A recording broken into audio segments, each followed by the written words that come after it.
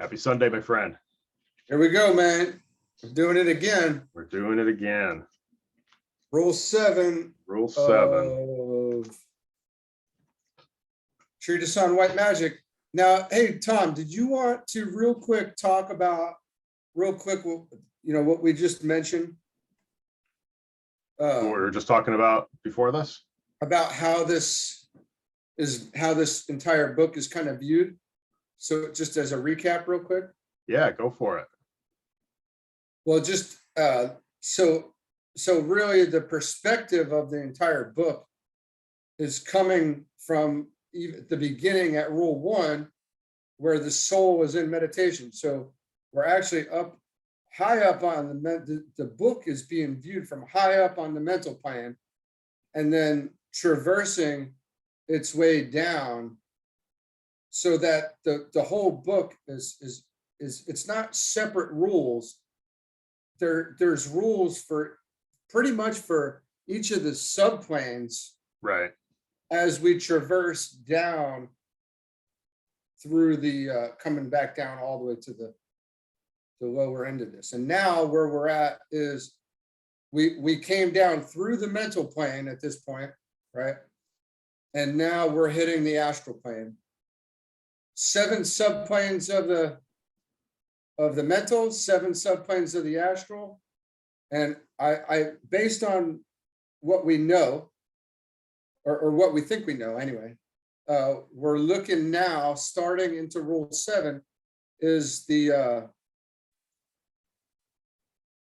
we're coming down into the astral. Yeah, this is the battleground of the astral, right?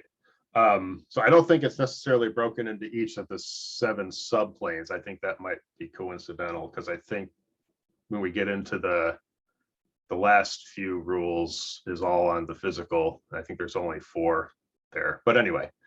So there's that. So but the point is that it's like this is DK looking down from the top, right? Right. Like looking down through the lens up on top in the mental plane, and kind of working down through there. So it's like starts with the most important stuff, and it's all important, but yeah. Yeah, I know there's got to be, it's probably associated somehow, and I don't understand just exactly how yet. It's probably coming through the subplane somehow. Mm-hmm. Maybe starting off from like you just said, right? It's starting off from where the soul probably sits on the 3rd subplane of the mental plane.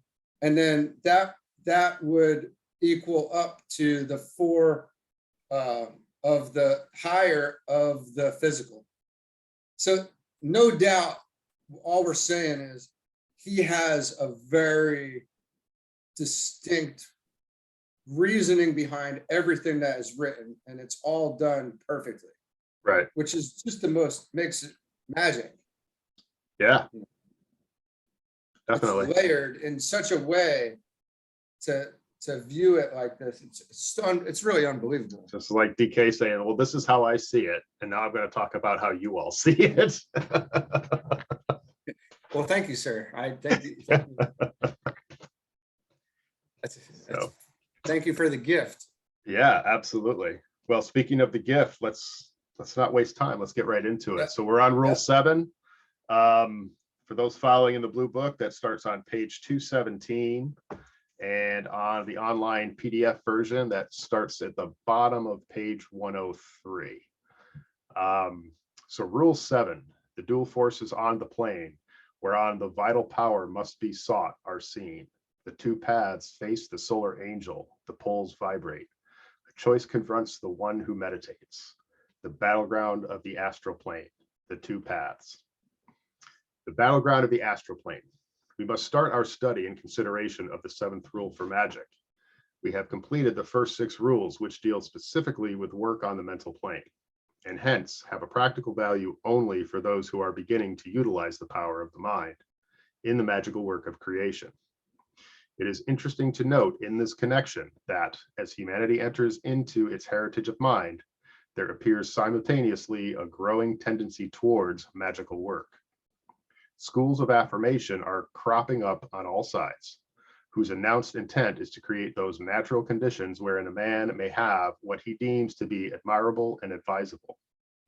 Books on the subject of the creative mind are flooding the markets, and discussions on the force back of the creative arts are deemed of vital interest. Psychologists are giving the entire matter much consideration, and though at present the ideal is viewed almost entirely in terms of the physical plane, yet the sum total indicates a vibratory activity in the world soul, as it expresses itself through humanity and issues forth from the mental realm. The pioneers of the race and the foremost thinkers and creative workers of humanity are but the sensitives who respond most readily to the mental impulses. They are in the minority as yet, and most people respond to the forces and vibrations emanating from the plane of the emotions and of desire. More and more, however, are awakening, and the significance of the 6 first rules of magic will become increasingly apparent. So again, those first 6 rules talk about all the first 6 that we covered. That was the mental point. The first 6 were the mental. Yes. Okay, that's yes. good. Okay, so that cleared that up.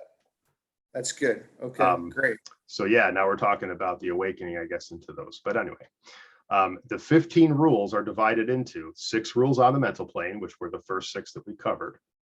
5 rules on the desire or astral plane, the first of which we're starting today. And then 4 rules on the physical plane. Well, there we go. 654. Wonder if there's some importance behind that numbering. I bet you there is. The main thought to be held clearly in the mind is that they confine themselves to the use of energy in the 3 worlds, and that this energy is either consciously manipulated by the governing soul or is swept into activity by the force inherent in the matter of the 3 worlds, independently of the soul. When this is the case, the man is a victim of his own form energies in the matter aspect of all manifestation. In the other case, he is the intelligent ruler, controller of his own destinies, and swings the lower energies into forms and activities through the power of his mind impulses and the focused attention of his own soul. In the 6 rules already considered, 1 or 2 thoughts most clearly emerge and might be summed up in the following terms. Rule 1, recollection, resulting in concentration. Rule 2, response, resulting in an interaction between higher and lower. Rule 3, radiation, resulting in a sounding forth. Rule 5, respiration, resulting in creative work. Rule 5, reunion, resulting in the at-one-ment. And Rule 6, reorientation, resulting in a clear vision of the plan. Students would do well to consider these relationships and to work out the underlying synthesis. In the words of this rule, the astral plane, with its function and problem, is ably synthesized. Note the terms used in the description given in a few short phrases. 1, the plane of dual forces. 2, the plane of the 2 paths. 3, the plane whereon the vital power is sought. 4, the plane of the vibrating poles. And 5, the plane whereon a choice is made. One of the most vital things every aspirant has to do is to learn to understand the astral plane, to comprehend its nature, and to learn both to stand free from it and then to work on it. In this instruction, I seek to give some clear teaching of this plane, or some clear teaching on this plane. For the moment, a man can see on the astral plane and can achieve equilibrium and hold steady in the midst of its vibrating forces. That moment, he is ready for initiation. First, let us gather some of the terms which are used to describe the sphere of divine being, wherein a man has first to identify himself, penetrate to the center, pierce through its veiled illusion, and eventually stand poised, untouched, detached, and uninfluenced and free. The term astral, so often used, is in reality a misnomer. A.A.B was basically right when she used the term in connection with the etheric or vital planes of the physical plane. When contact is made with the etheric world, the first impression given is always of a starry light, of brilliance, of scintillation. Gradually, however, the word became identified with kama, or desire, and so was used for the plane of emotional reaction. It is interesting to note this is for it is in itself an instance of the effect of the astral plane upon the human brain, which in its uninformed condition reverses the reality and sees things in an upside down state. The appearance of the astral plane, when first definitely seen by the opened eye of the aspirant, is one of dense fog, confusion, changing forms, interpenetrating and intermingling colors, and is of such a kaleidoscopic appearance that the hopelessness of the enterprise seems overwhelming. It is not light or starry or clear. It is apparently impenetrable disorder, for it is the meeting ground of forces. Because the forces in the aspirant's own body are equally in disorder, he blends in with the surrounding chaos to such an extent that it is at first almost impossible for the onlooking soul to disassociate its own astral mechanism from the astral mechanism of humanity as a whole, and from the astral mechanism of the world. Dude, that is, there's a lot there. Yeah.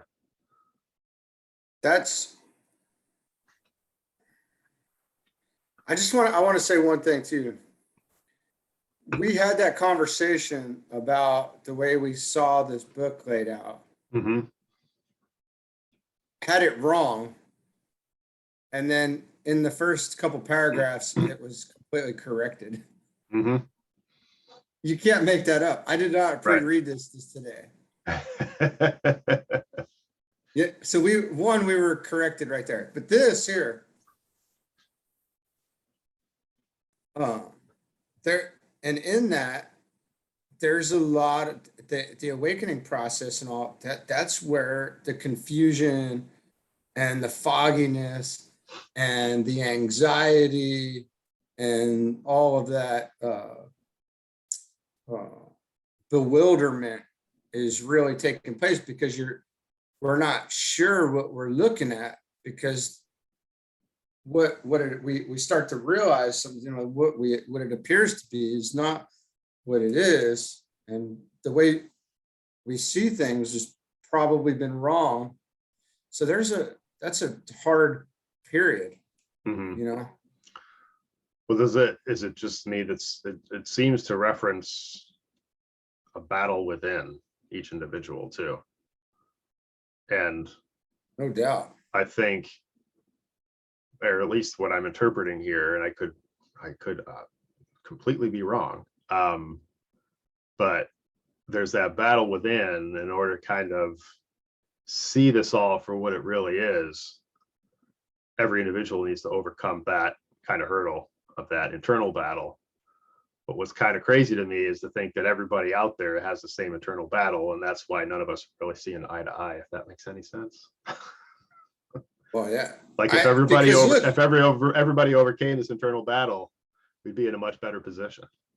Because if the soul yet in the people, you know, that we're talking about essentially has not begun to identify himself and penetrate to the center and then pierce through its veiled illusion and eventually stand poised, untouched, detached, and uninterrupted free. Then they're just completely in the illusion. 100%. That's just a dream. You're living. You're completely in a dream world until you begin to identify yourself and start to know thyself. And I think you and I referenced this earlier before when we were having our chat earlier.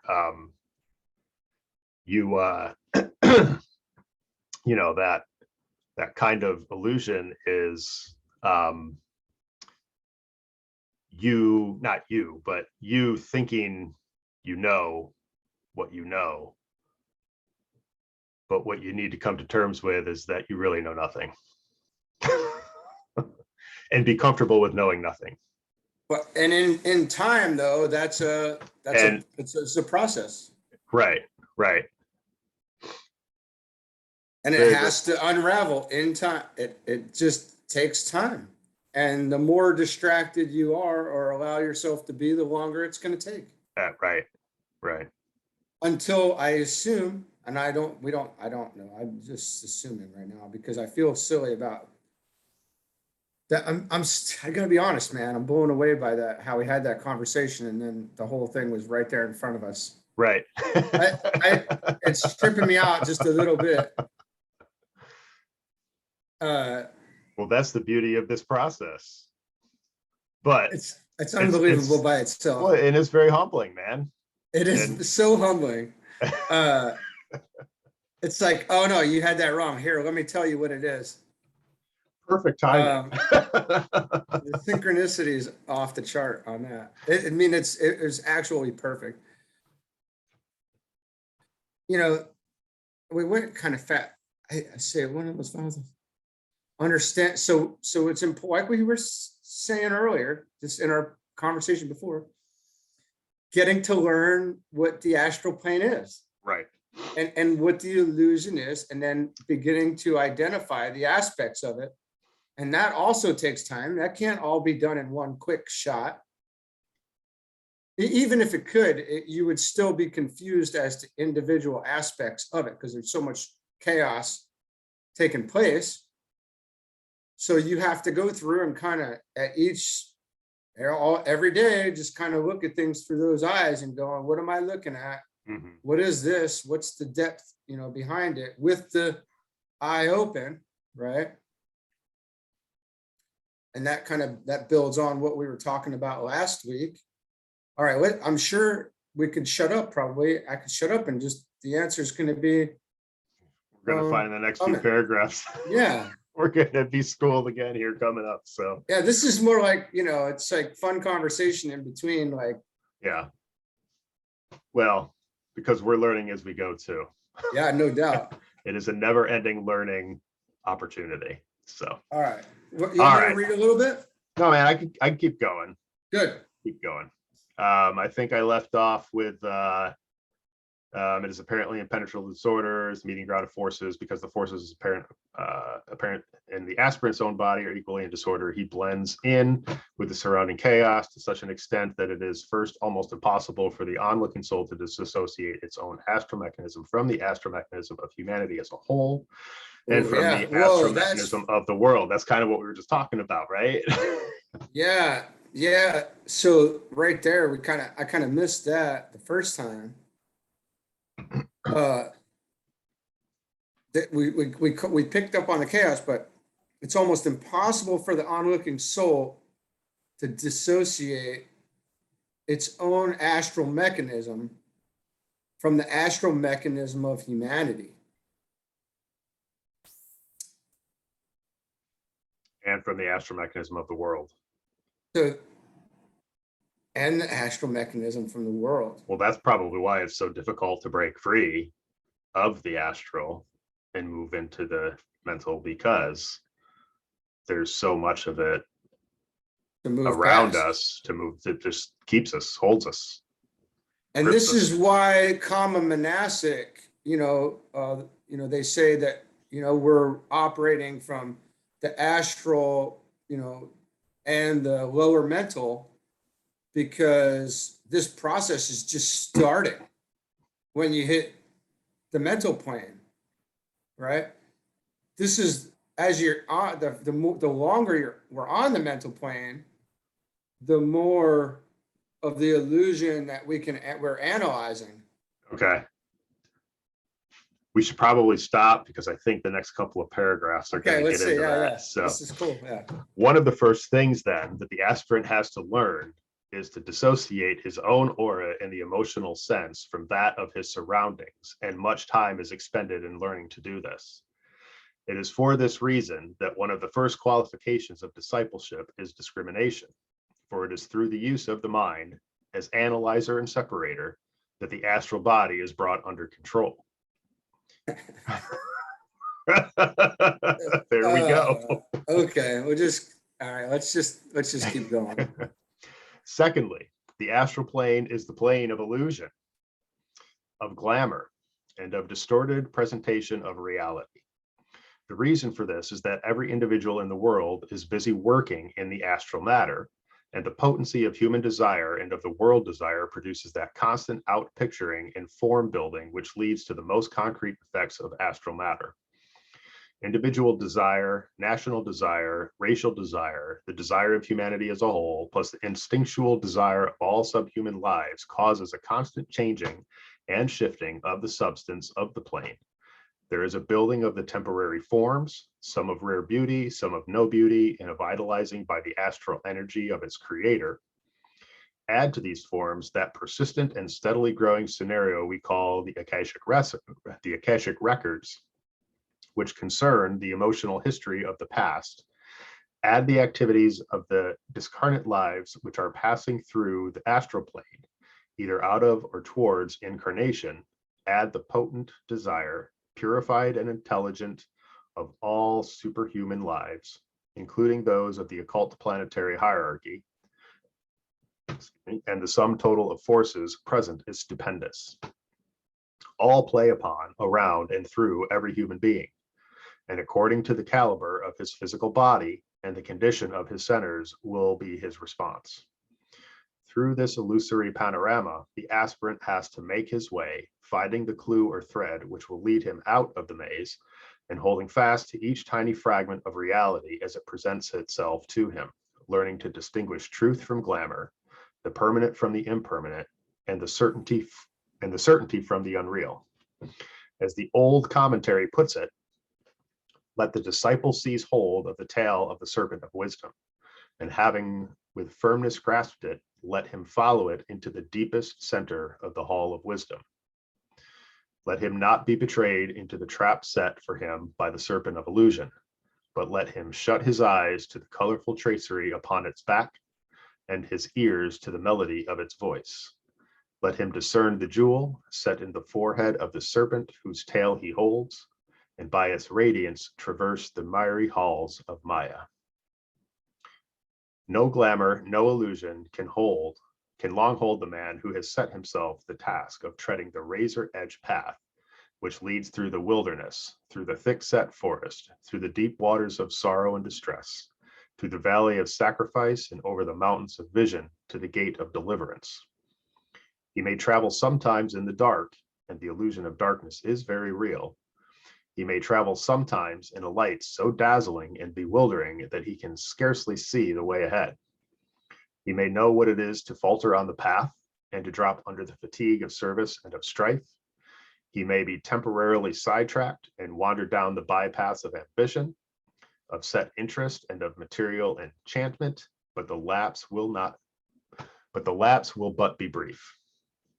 Nothing in heaven or hell, on earth or elsewhere, can prevent the progress of the man who has awakened to the illusion, who has glimpsed the reality beyond the glamour of the astral plane, and who has heard, even if only once, the clarion call of his own soul. Dude, we were just talking about that earlier. That is beautiful. Yeah. That is very encouraging words for anybody who has had temporary lapses, falters, wonders why, like myself. It seems like you're drawn back into doing, whatever nonsense for a minute. Right. And kind of going back and forth here and there. But so the key there for anybody listening is, look, there's nothing in heaven or hell can keep you from this. And that's biblical too. Right. But this expands on this is totally expanding on the biblical take on that. Right. Well, it's also referencing that it's not easy by any terms. So it's going to be difficult. It's going to tear you apart. I mean, it says it all.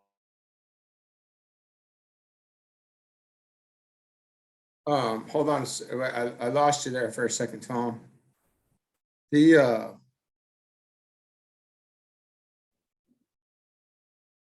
back now. Okay. I lost you there for a second, but yeah, he says he travels sometimes like gets bewildered. He may know what it is to falter on the path, drop fatigue. And then you said sorrow and deep, through the deep waters of sorrow and distress. And this is for anybody who's going through that, part of that earlier, I don't want to say earlier, I don't know, that, yeah, I guess that initial part, right? Where it's like, what is going on? Why is this happening? What is all this nonsense I'm surrounded by? Right. Like, these are like the exact words of everybody who's ever woken up, like, or awakening in process of, this is confirmed. This is confirmation and also hope. The message is of encouragement and hope. And it's, even though it is hard, it gets better and great and beyond what we can even imagine. So this is great words of encouragement. I'm very happy to have seen that. I've talked to so many people this week that were in hard places and having anxiety and stress, and it's right. And I know that they're waking up, and I'm trying to be encouraging, and this will add some more ways to be able to help, talk through that. Absolutely. Even if only wants the clarion calls. Okay. The astral plane. The astral plane is also the crew Kshetra. Yeah, Kshetra. Yeah, right. Both of humanity as a whole and of the individual human unit. It is the battleground whereon must be found the Waterloo of every aspirant. In some one life, there comes an emotional crisis in which the decisive action is taken, and the disciple proves his control of his emotional nature. This may take the form of some great and vital test, covering a brief time, but calling forth every resource of wisdom and of purity that the disciple possesses, or it may be a long and protracted emotional strain carried over many years of living. But in the attaining of success and in the achievement of clear vision and right discernment through right discrimination, the disciple testifies to his fitness for the second initiation. I would like to point out that it is this test and crisis through which humanity is now passing, and which began in those conditions which culminated in the World War and the present world strain. The first initiation of humanity as an entity took place when individualization became possible, and the soul was born in the body of humanity. This was preceded by a period of fearful stress and strain, dimly sensed by the pioneers into the human kingdom from the ranks of the animal men. Should this crisis be successfully passed, the second initiation of humanity will be the result, the passing through the baptism and the entering of the stream. So the World War and its resulting effects constitute the Kurukshetra of the world Arjuna, and the outcome is still in the balance. Let this not be forgotten. There is, however, no cause for pessimism. Excuse me. The outcome of good is inevitable. It is, however, a question of a slow or a rapid realization and liberation from the great world illusion. And to this, and every aspirant is begged to work strenuously and to lend his aid. Every man who liberates himself, who sees clearly, and who releases himself from the glamour of illusion aids in the great work. Again, the astral plane is that whereon the pairs of opposites act and interact, and whereon the pull of the great dualities is most potently felt. Primarily, the interaction is between the soul and its vehicle, matter, but there are many lesser dualities which play their part and are more easily recognized by the average man. Light and darkness interact, as do pleasure and pain, good and evil meet and form the playground of the gods, and poverty and riches are offset one against the other. The entire modern economic situation is of an astral nature. It is the outcome of desire and the result of a certain selfish use of the forces of matter. Heat and cold, as we understand the term, in a most peculiar manner are the result of the interplay of the pairs of opposites. and an interesting line of occult study concerns itself with the effects of racial emotions on climactic conditions.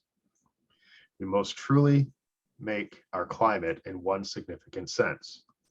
When desire was burnt itself out, or when desire has burnt itself out, planetary life comes to an end, as climactic conditions will negate form life as we understand it.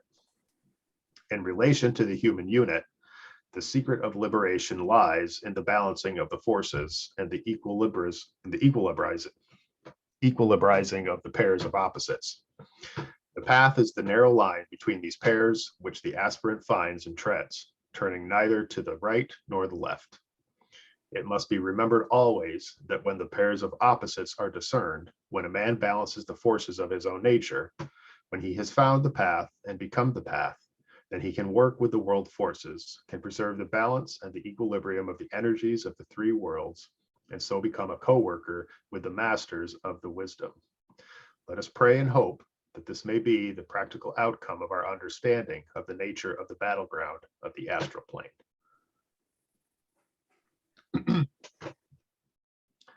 So this is that's the goal.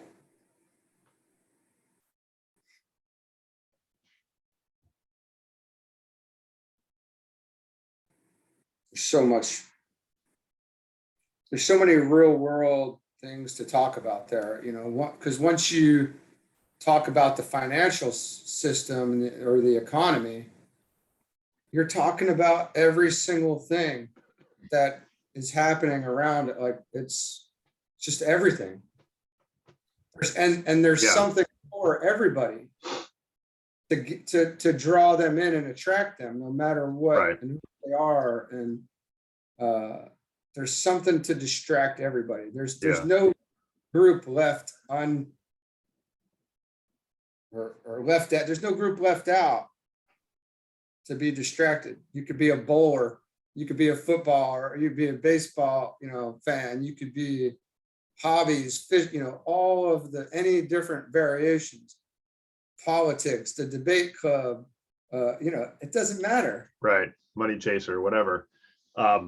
Stock markets. It seems like there's a call to action in here too. If you read back a few paragraphs, basically for those to kind of work through the illusion and see it all for what it really is. Release himself from the glamour of illusion aids in the great work. So when you kind of free yourself of all of that and come to that realization, it's time to roll up your sleeves and help others get there. It's very clear, I think.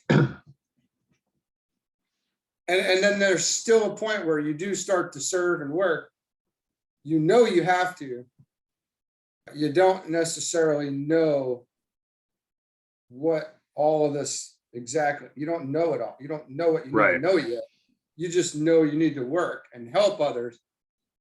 And a lot of people are doing that without this knowledge anyway. So this is happening, but how much quicker can it proceed if we know what's happening and why we're doing these things? It just makes so much more sense to have the reasoning instead of doing things blindly. And that's really what this is all about. Right. This is what's happening to you in your life. And oh, by the way, this is why. And this is what it is. And this is your path. And this is everybody's path, essentially. But all experiences vary inside of that. Yeah, because I thought it said in here somewhere, everybody it's referenced, everybody's basically going to end up getting there. I can't remember where I saw it now.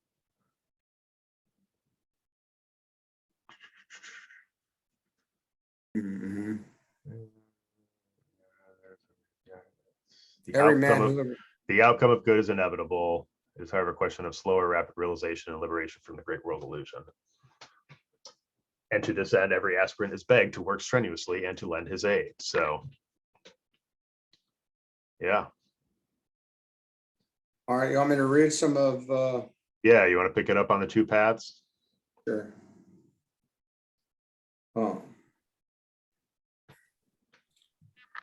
Passing from our consideration of the nature of the astral plane, we will deal with its functions and the relation of the disciple to its activities. Let us remember certain things about it. First, it is preeminently the battleground. On it is fought the warfare which eventuates in the final release of the imprisoned soul. It is useful to have in mind the outstanding characteristics of the three planes and the three bodies which function on them. The physical plane is the plane of active experience in and through matter. It is the plane of externalization, and according to the condition and point of development of the inner man, so will be the outer form of its activities. So, right, that's big, right? So it's our experience. The astral plane is the plane whereon the man passes through three stages of consciousness. A, he gains through his sensory apparatus consciousness in the world of forms and develops ability to react to those forms with wisdom and intelligence. This consciousness he shares with the animal world, though he goes far beyond them in some respects, owing to his possession of a correlating and coordinating mind.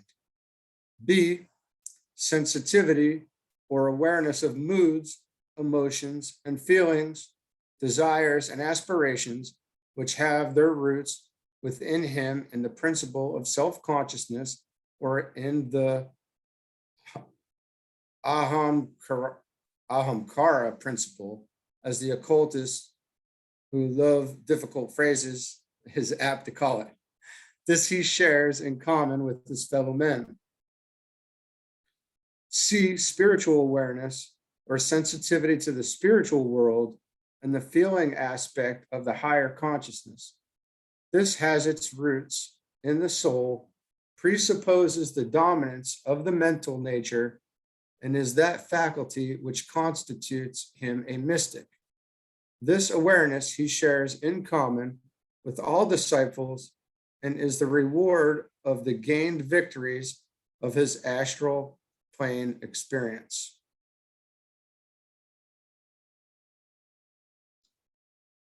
Any commentary there? It's a lot packed in.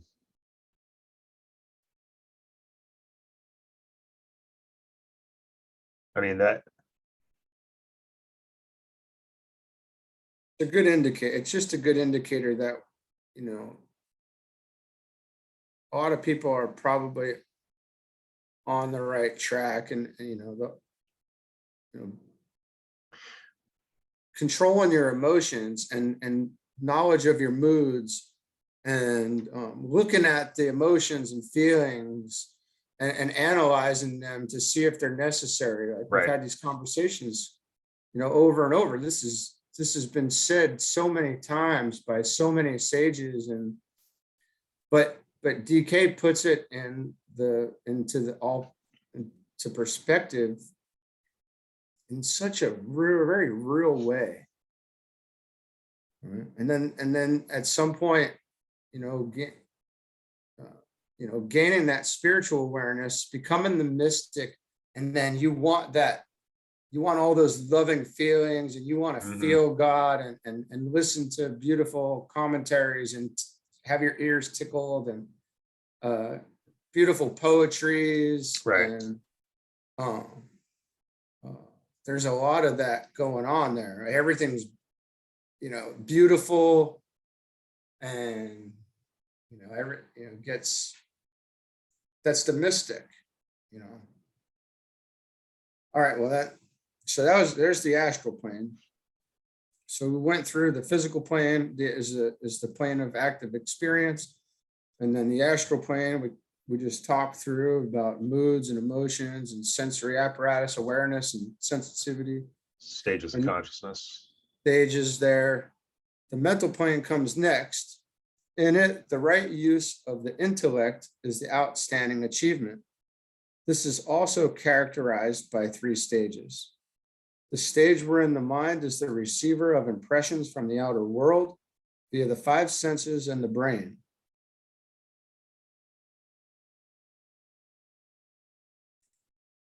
Okay, I wanted to make sure I picked that up myself. This is a negative condition, and in it, the modifications of the thinking principle are brought about through the impacts of the external world and the reactions of the astral world. So now we're starting to look at everything going on below, right? The stage wherein the mind initiates its own activities. The stage wherein the mind initiates its own activities and wherein the intellect is a dominating factor. B, the stage wherein the mind initiates its own, okay.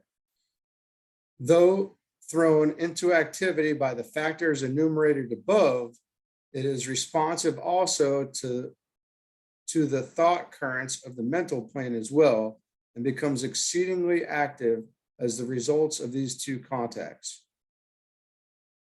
Out of these, a third activity supervenes wherein the reasoning principle acts upon the information gained in these two ways, sets its own streams of thoughts, and formulates its own thought forms, as well as registering those of others. So you're becoming very aware at this point. Right? And then C, the stage wherein the soul, through concentration and meditation, succeeds in imposing its ideals and impressions upon the mind held steady in the light, and so enables the mental body to respond to impressions and contacts emanating from the subjective and spiritual worlds.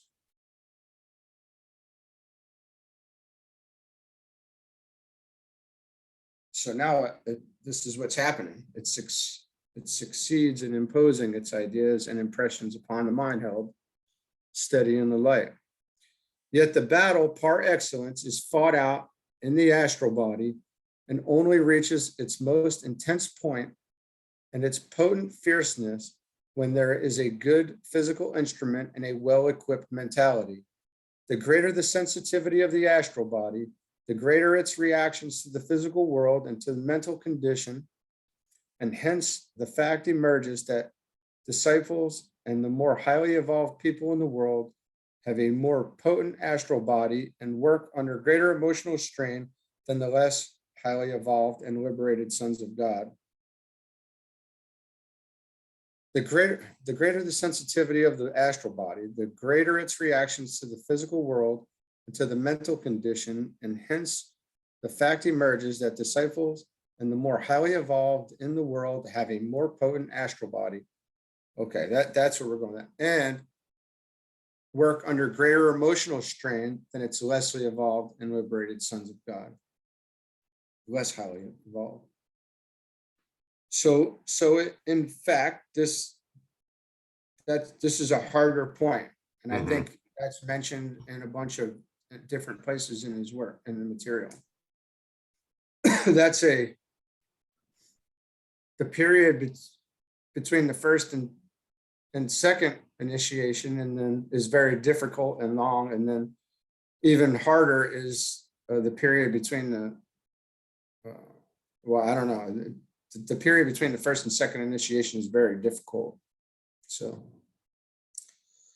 students are therefore begged to deal drastically and potently with their emotional natures, remembering that victory descends from above and cannot be worked up from below.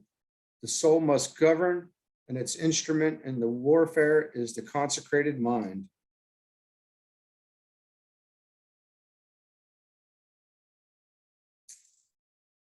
It is interesting to note the occult sequence and the description given of this plan in the rule under consideration.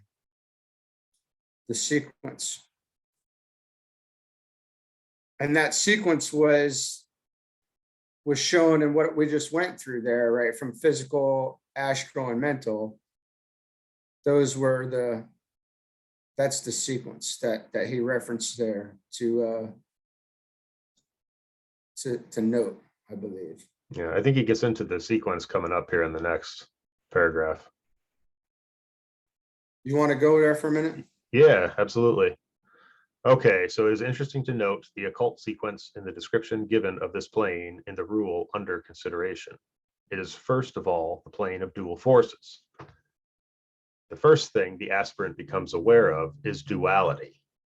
The little evolved man is aware of synthesis, but it is the synthesis of his material nature. The highly spiritual man is aware also of synthesis, but it is that in his soul, whose consciousness is that of unity. But in between is the wretched aspirant, conscious of duality above all else, and pulled hither and thither between the two. His first step has for its objective to make him aware of the pairs of opposites and of necessity to choose between them. Through the light, which he has discovered in himself, he becomes aware of the dark. Through the good, which attracts him, he sees the evil, which is for him the line of least resistance. Through the activity of pain, he can visualize and become aware of pleasure, and heaven and hell become to him realities. Through the activity of the attractive life of his soul, he realizes the attraction of matter and of form, and is forced to recognize the urge and pull of both of them. He learns to feel himself as pendant twixt the two great forces. And once the dualities are grasped, it dawns on him slowly and surely that the deciding factor in the struggle is his divine will, in contradistinction to his selfish will. Deciding factor of the struggle is his divine will in contradistinction to his selfish will. Thus, the dual forces play their part until they are seen as two great streams of divine energy pulling in opposite directions, and he becomes then aware of the two paths mentioned in our rule. One path leads back into the dreary land of rebirth, and the other leads through the golden gate to the city of free souls. One is therefore involutionary and involves him in the deepest matter. The other leads him out of the body nature and makes him eventually aware of his spiritual body through which he can function in the kingdom of the soul. One path, later on, when he is a true and pledged Shela, is known to him as the left-hand path, and the other, the path of right activity. On one path, he becomes proficient in black magic, which is only the developed powers of the personality subordinated to the selfish purposes of a man whose motives are those of self-interest and worldly ambition. Interesting. These confine him to the three worlds and shut the door which opens onto life.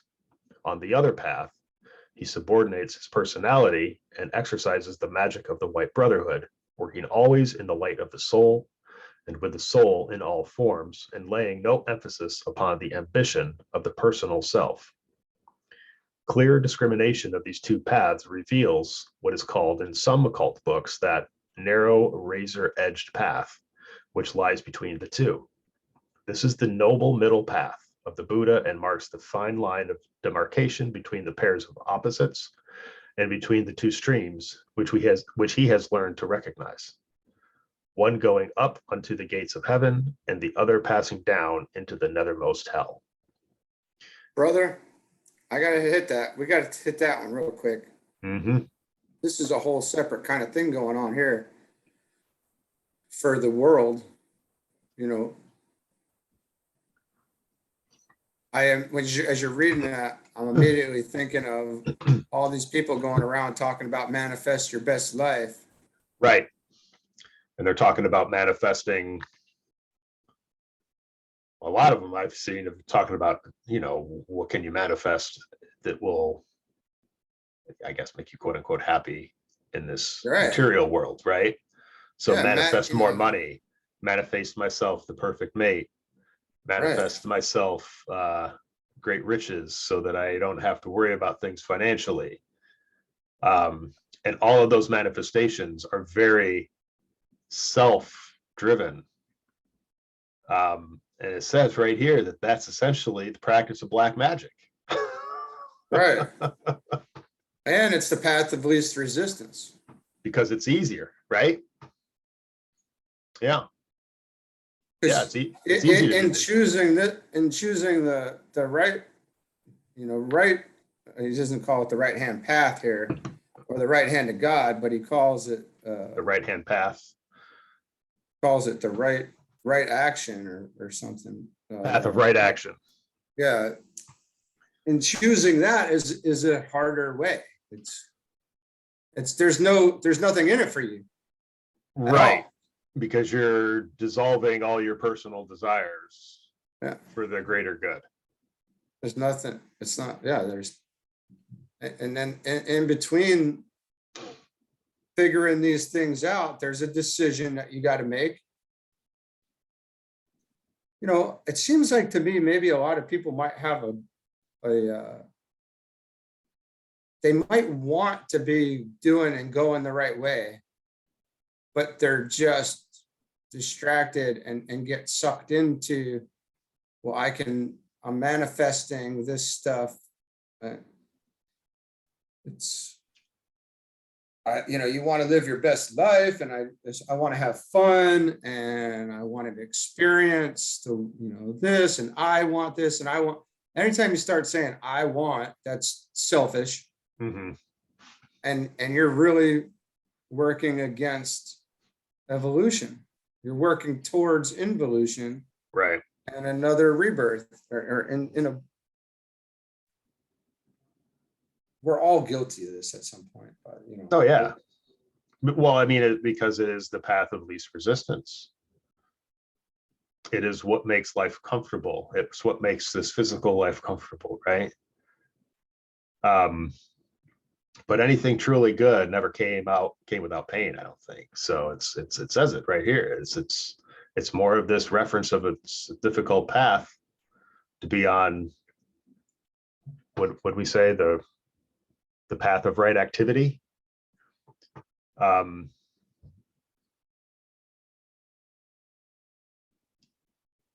So listen, man, there's something deeper right here, and I don't know. I doubt that I'm not qualified enough. I think this is above our pay grade, potentially, at least above my pay grade. But let's talk about this razor edged path real quickly. Mm-hmm. And let's talk about the two poles that we're talking about. So he mentions, because we just discussed the dark, or the black magic, right? Mm-hmm. And then it says these confine, that confine him to the three worlds and shut the door which opens onto life. All right. So that's what that does. Mm-hmm. On the other path, he subordinates his personality Mm-hmm. and exercises the magic of the White Brotherhood, working always in the light of the soul, with the soul of all forms, and laying no emphasis upon the ambitions of the personal self. So right there, you're a servant, right? You've made yourself a full-time, selfless servant, right? Do you think I'm saying, does that sound right? You're giving It's the opposite of what we just talked about. But listen, though, here's clear discrimination of these two paths, which we just kind of recognized there, okay? Uh-huh. We differentiated them.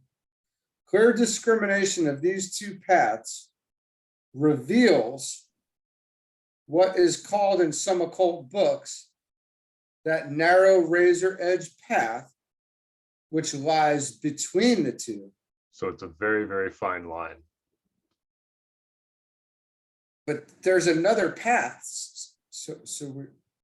This is the noble middle path, as it goes on to say. Okay, right. So we just discussed three things there. Yeah. All right. They're not two. We discussed three.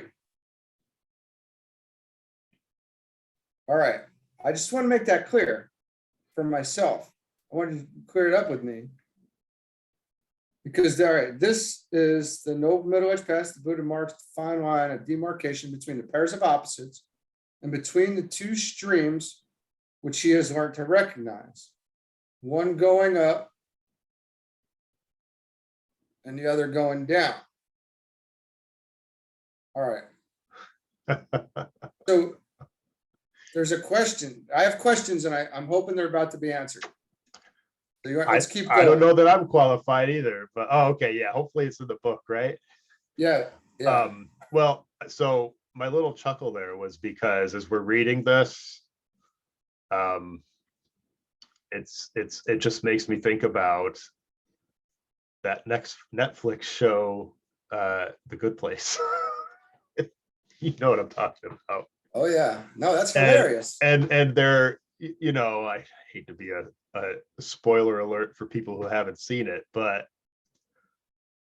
I watched that episode the other night where they're trying to get onto the balloon to go to the good place, and they had to go through the test, but everyone kept failing it at different stages because they fell out of the path of right activity, because there was some little glimmer of self-righteousness in there.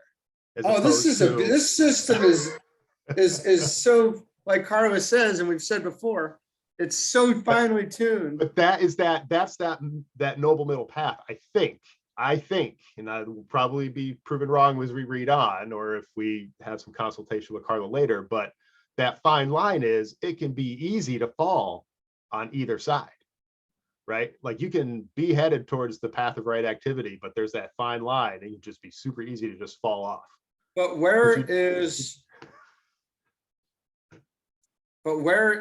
right, so I have questions here, man. I don't know that we're supposed to stay on that middle path. At some point we have to make a choice, but let's read on and see. Well, I'm a Libra, and it says the motto of Libra is, I choose the line that leads between the two great, I choose the way that leads between the two great lines of force. And the middle way, is there a point where, all right, let's just keep going, because this is interesting stuff. Yeah. Very deep. Yeah. Okay, so yep, the noble middle path. The Buddha marks the fine line of demarcation between the pairs of opposites, between the two streams, which he has learned to recognize. One goes to heaven, one goes to hell. By the exercise of the two main weapons of the aspirant, discrimination and dispassion, he gains that quality which is called, in this rule, the vital power. Just as the eye and the instrument of choice in choosing the way of travel on the physical plane, and has besides a potency all its own whereby it attracts and develops its own sign language, so a vital power is felt in the aspirant. This eventually brings the third eye into activity, and so there is gained a potency and a clear vision which make right choice and quick progress upon the way a steady progression. We are told that power is grown or developed in silence. We can't make this up. No, we were just talking about that earlier. This entire thing, unbelievable that we had this conversation. We're getting all the answers to this. And hey, by the way, let me I'm sorry, I don't mean to stop you there. This is hilarious. No, this is good stuff, man. It's not hilarious, but up here before it says, when you started reading, it says, by the exercise of the two main weapons of the aspirant, discrimination and dispassion, he gains that quality which is called, in this rule, the vital power. Right before this, he says something about the wretched aspirant. Oh, yeah. That was well, and I'm going, oh, the wretched aspirant. We had these conversations, and we're getting the whole thing cleared up. Oh, here it is. Oh, but in between is the wretched aspirant, conscious of duality above, all else pulled hither and thither, between the two. Well, maybe all right. That didn't necessarily apply there. The first thing the aspirant comes aware of is duality. And the little evolved man is aware of synthesis, but it is a synthesis of his material nature. Okay. That's interesting. Because we're not talking about material nature right now. The synthesis of our conversation and this entire chapter being exactly what everything we talked about was, without knowing it, is not the material nature. This is right. We're getting answers right now to all of our questions that we were discussing before. It's just amazing. It is amazing. The timing is impeccable. It's just the synthesis. I'm almost hesitant to want to post this out because of the way this is going. No, man, I think it's perfect. Oh, it's yeah, it's happening in real time is what I'm saying. This is a giant lesson for me this morning. Well, and I'm sure it is for a lot of people, and I don't mean to keep pausing, but because you mentioned earlier, like we're being made examples of right now. But it references in here about kind of the process people are going through, and then we talked about how, and we talked about it before too, how, you know, some people can have this going on and not really realize what's going on, understand like what is this, and you know, people that are dipping into the concept of manifesting your best self, in a sense, they're opening up to their by, I think that by kind of starting for them to go down that path is opening them up to the fact that there's some more level of truth out there that they were not aware of, but they are misguided. They just don't know what that is.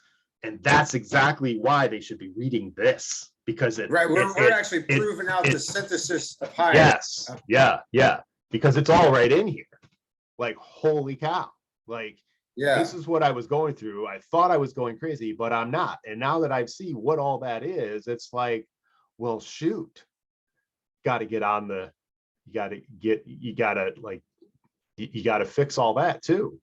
But the good news is that if you're having those tendencies and you're kind of feeling that occur in your life, that means you're starting to open up. Now you just got to get the information you need so that you're making sure that as you open up, you're kind of pushing yourself towards the right direction, if that makes any sense.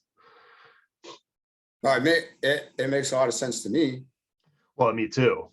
But for those that it doesn't make sense to, you got to read this book. Yeah, I mean, and this gives total credence to that saying, the next answer is always right where you are, whatever, you know. Yeah, because you and I have gotten every answer to every question we had in the conversation before this as we've read through this. And we discussed the astral plane in its whole, and now it's literally the things we were discussing are being broken out in this format. That's unbelievable. Right. All right. I lost my place. Where was I? Was it I read the paragraph, by the exercise of the two main weapons of the aspirant, discrimination and dispassion, he gains that quality which is called in this rule the vital power. Just as the eye is the instrument of choice in choosing the way of travel on the physical plane, and has besides a potency all its own whereby it attracts and develops its own sign language, so a vital power is felt in the aspirant. This eventually brings the third eye into activity, and so there is gained a potency and a clear vision which make right choice and quick progress upon the way, a steady progression. We are told that power is grown or developed in silence, and only he who can find a center of peace within his head, where the paths of the bodily forces and the spiritual inflowing tides meet, can rightly practice true discrimination and that dispassion which bring the controlled astral and mental bodies under the guidance of the soul. Then we just This is the beginning of our conversation. Right. About silence. Yeah, all right, sorry. Then he can understand the significance of the vibrating poles and achieve that point of equilibrium, which is the result of their interaction and vibration. The sensing of the dual forces and the clear discrimination of the two paths leads to the development of the vital power.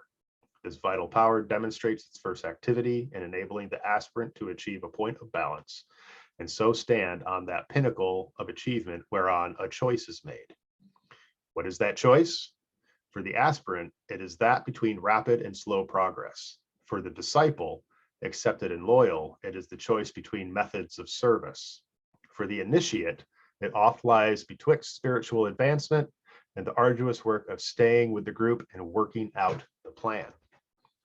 For the master, it is the choice between the 7 paths, and it will therefore be apparent how much more strenuous and difficult is his problem. All, however, prepares the aspirant for right choice through right discrimination leading to right action, and made possible through practiced dispassion. In this sentence is summed up the technique of the warrior upon the battlefield of the desire plane. All, however, prepares the aspirant for right choice through right discrimination, leading to right action, and made possible through practiced dispassion. Okay. It should here be noted that in the steadily developing power of choice and the loyally fought battle of the astral plane, the consciousness in the man shifts stage by stage. First, it is the battered, earth-weary aspirant who has to struggle with desire, with glamour, with ambition, and with his sensitive emotional body. He thinks the battle is stupendous, but from the wider angle, it is relatively small, yet all that he can stand. Later, it is the experienced probationary disciple who wrestles in the veil of illusion, deals not alone with his own nature, but with the forces of that veil also, recognizing its dual nature. Then the disciple comes forth to battle and faces with courage, and often with clear vision, the forces arrayed against him. They involve not only those in his own nature and in those aspects of the astral plane to which he naturally reacts, but also involve the forces of illusion arrayed against the group of disciples to which he belongs.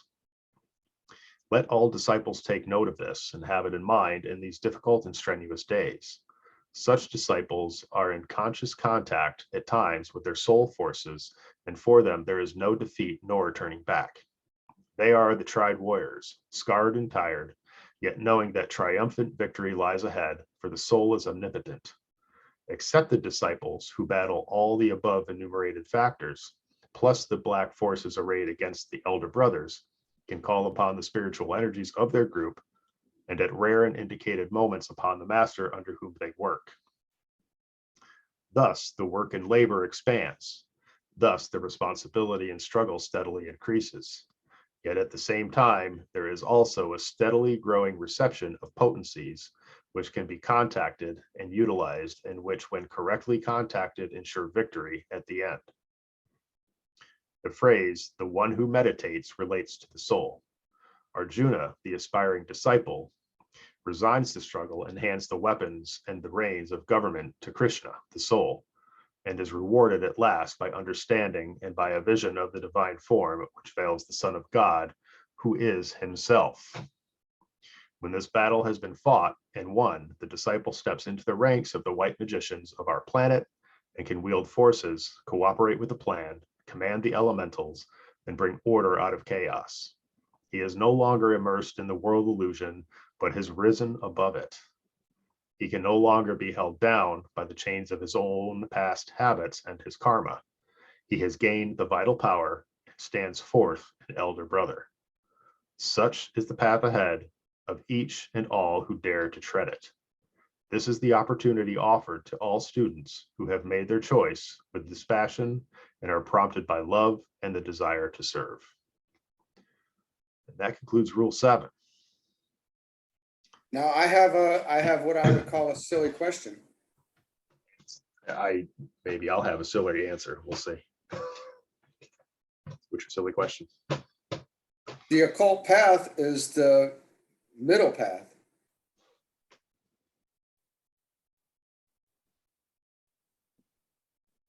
I'm asking. I don't know. The occult path, let's go back up here. I want to clarify this because if we can, if we don't, it'll definitely be clarified later. But so going back to before you started reading this, we were talking about the three paths. Right. And the razor edge Okay. in the middle. And the razor edge. This what we're talking about here. This is the razor edge, right? I mean, but it was saying that the right hand path is the path of the White Brotherhood.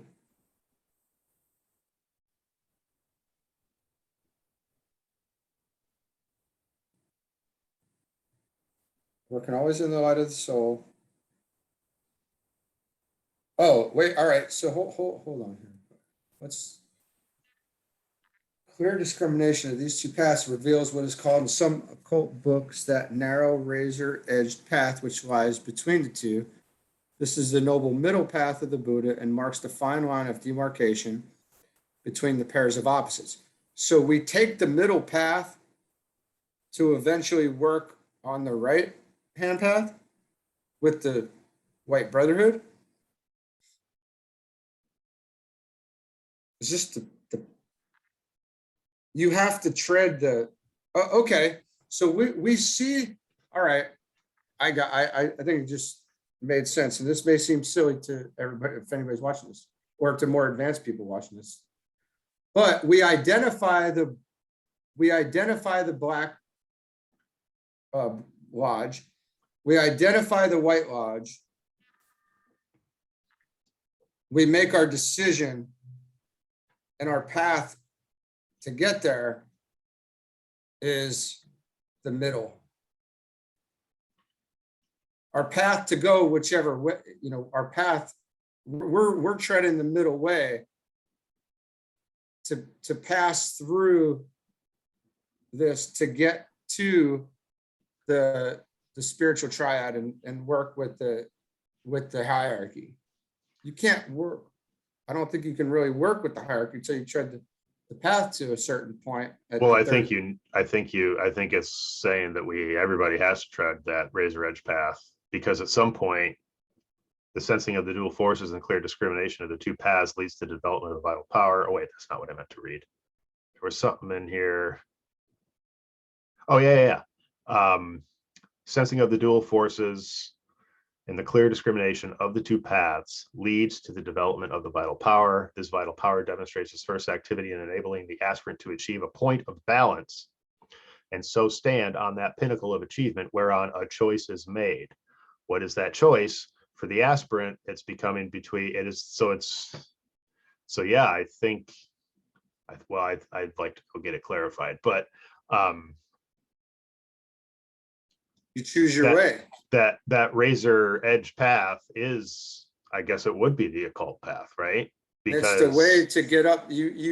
As far as I understand, you have to, you get to a certain point to where you make your you make your decision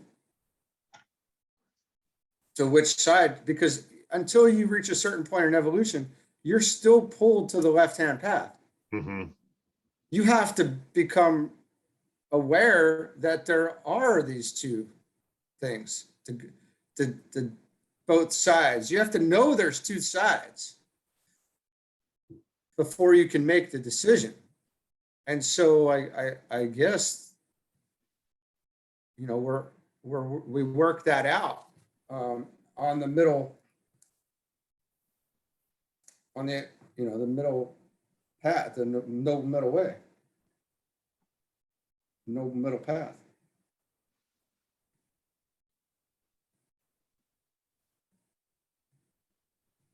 Because you have to.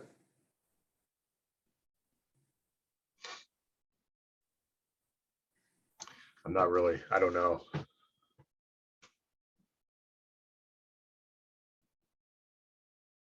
Such is the path ahead of all, each and all who dare to tread it.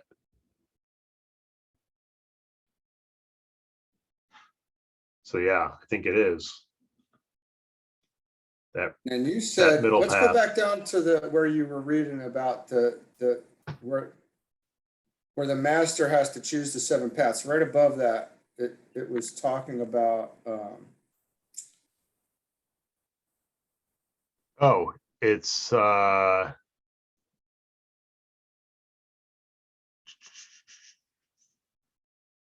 master chooses his it's way. right here. So what is the choice?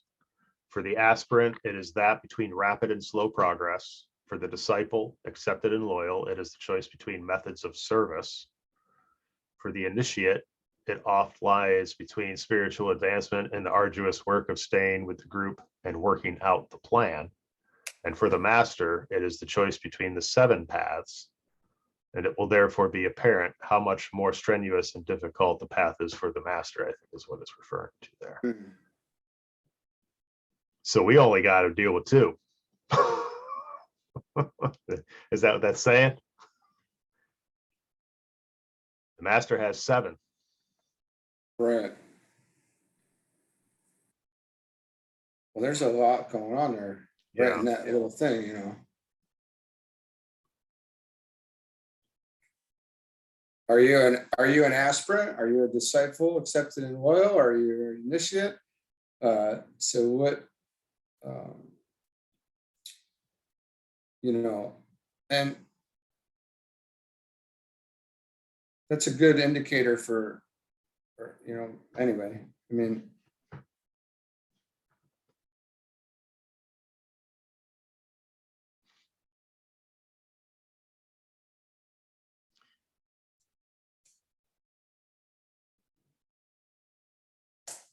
there are a lot of choices.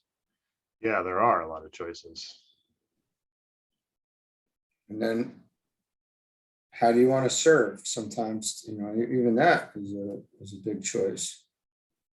Do you want to go fast in this or do you want to go slow? Going fast or going slow is, that's going to determine your experience, right?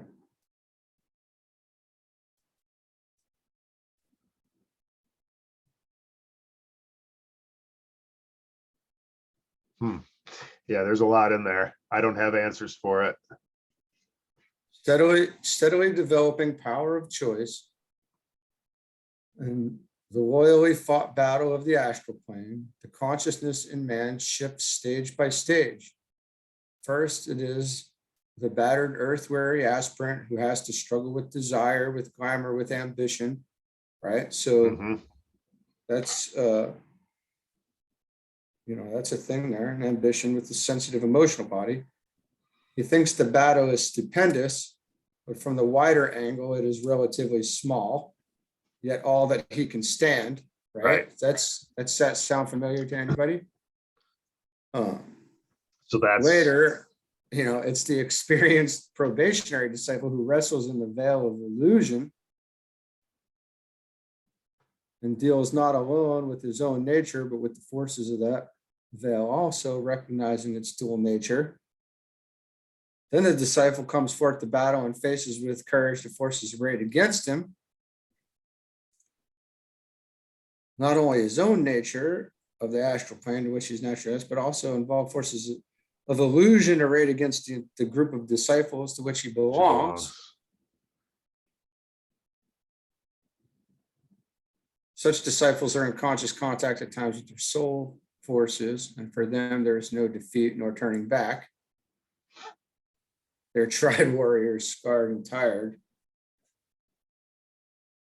yet knowing that triumphant victory lies ahead.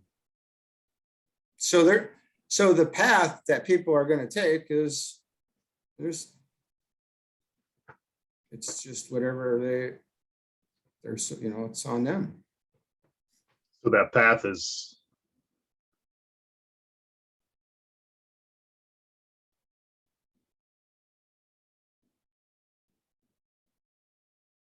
so you're faced with that path through each of these stages. The point is to stay on.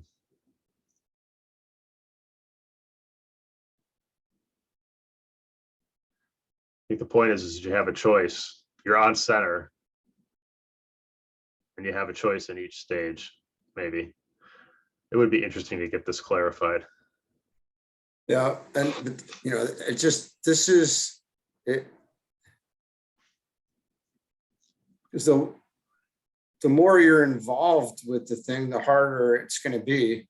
Right. I guess, the more responsibility you have, the more strenuous that you're taking on a Right. lot more Well, yeah, responsibility. because silly little us just has to worry about 2 paths in each of our stages. Get to the level of mastery, you've got 7 you have to face yourself with. Your odds are fewer. And then Arjuna, the aspiring disciple, resigns the struggle and hands the weapons and reins of government over to Krishna, the soul. Is that was referencing? Rewarded at last by understanding and by vision of divine form, which bows the Son of God, who is himself. So that's, literal, like a surrender type thing. Yeah. Is that from the Bhagavad Gita? Yeah. I thought so. And there's, when this battle has been fought and won, the disciple steps into the ranks of the white magicians of our planet and can wield forces. All right, so the White Brotherhood. So when this battle has been fought, if you make the decision to go through the path of right action or the noble middle path, when this battle has been fought and won, the disciple steps into the ranks of the white magicians of our planet and can wield forces, cooperate with the plan, command the elementals, and bring order out of chaos. So that's the work, right? This is the way is through being tried and tested and emotional sensitivity. All these things that we went through earlier come into play in order to win the battle. This is the battle of our Arjuna to get to the soul. Very simply stated, but this explains that whole process very beautifully. Not that we did a real great job, because as we're going through it,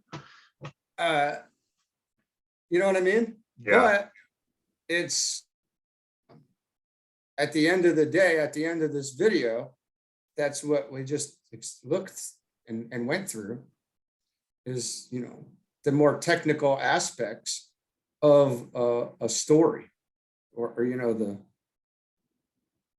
well-known story.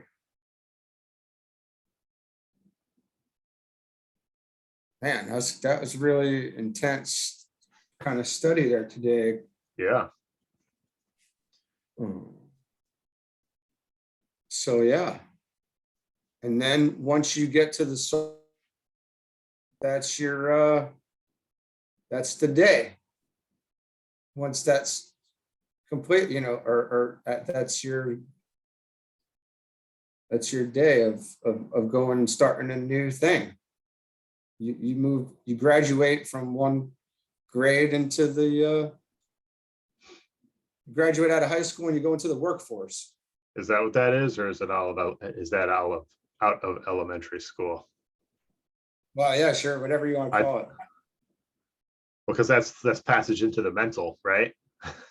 Yeah, but all right, but in my defense, this is where you get to go work and wield the forces. Yes. Cooperate with the plan, command the elementals, and bring order out of chaos. I guess there's questions, because we don't know. Right. How does that work?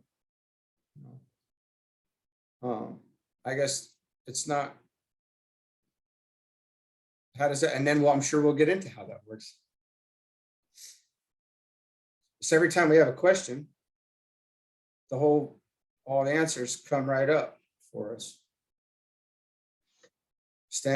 He has gained the vital power and stands forth an elder brother.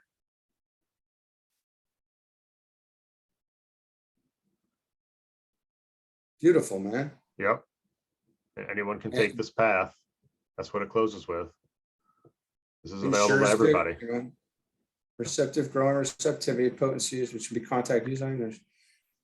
Ensure victory at the end. So this is the This is the way to victory. This is your that's your victory day, as Nisargadatta puts it. Actually, he says this is the victory day. Man, I'm gonna have to read that again, and I want to really make sure I got that, because the astral plane is where we're what we're dealing on with everything we're really looking at, and can help people too, side by side there, making sure we can identify the whole thing and the illusions that are going on in there, or this all the illusion, I guess, right? Huge, man, huge. All right, so we got through rule 7, albeit in a little bit of an awkward way, if you ask me, because of the symbols behind the way that it went. Like, hey, Tom, let's talk about the previous chapters real quick before we get started, and how we just talked about the way that DK is viewing this whole thing. And then we start reading it, and he goes, hey, this is how this whole thing is laid out. And then he didn't even go there. He's like, it's laid out in such, no, dude, stop what you're thinking, Donnie. It's the 6 rules on the mental plane, 5 rules on the astral. And then he said, not only that, the first rule is about recollection, the second one response, the third one, it's like, oh man. It was delivered exactly as it was intended. So, well, we got made, I feel like I definitely got made an example out of, and that's perfectly fine. And if that's, that's great. That's what this whole thing is about, right? Yeah. All right, buddy. Very humbling, man. Yes, sir. It's always humbling. There's that. Another humble pie. And it's good to know this, man. That was very reassuring. I think we leave it on a really positive note, because as hard as it is, there is a victory day. You're doing it, happening for a reason. Here's the reason. The sooner we can recognize it, the sooner we can move, more rapid we can move through it. Right. If you want. I assume if you're reading these things and studying this, you probably want to be more rapid about it, as opposed to. I would think so, yeah. So. Yeah, the people who don't want to read it probably are going to find it. So, and don't worry about that slice of humble pie, man, because it's delicious. Yeah. Yeah, I think we got fed a bit. We both got fed a bit of that today. Great. I love it. All right, man. Awesome. All right. On to rule 8 next week. Yeah, sounds great. All right, bro. Talk to you later. I'm going to shut this off. Hold on. Yeah.